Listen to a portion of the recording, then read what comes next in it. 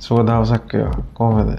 ඉතින් මම හිතනවා හොඳින් ඉන්නවා ඇති කියලා. අදත් යම් කිසි දෙයක් ෂෙයා කරගන්න මම ආවා. යම් කිසි කාරණාවක් කියන්න යන්නේ. පොඩි කතාවකින් පටන් ගන්න. ඔයාට කවදා හරි ජීවිතයේ දවසක බයිසිකලේ පදින්න කියලා දුන්න දවස මතකද?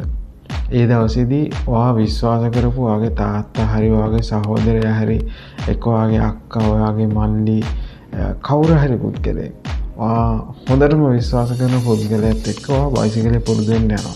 ඒ අවස්ථාවේදී ඒ පුද්ගලයා තීරණය කරනවා ඔයාට දැන් පුළුවන් කියලා. තීරණය කළා ඔයාව අතහැරින වෙලාවක් තියෙනවා.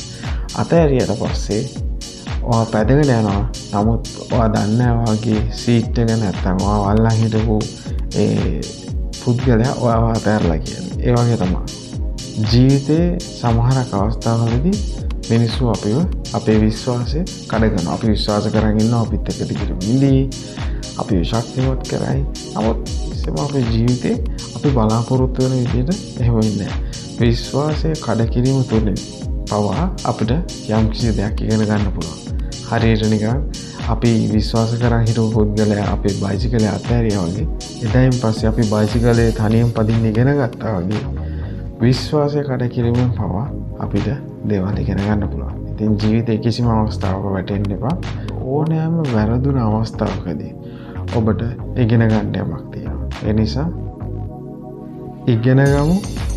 එක තැන නතර වෙන්නේ නැතුව අපි ජීවිතේ ඉදිරියට යමු. බොහොම ස්තුතියි.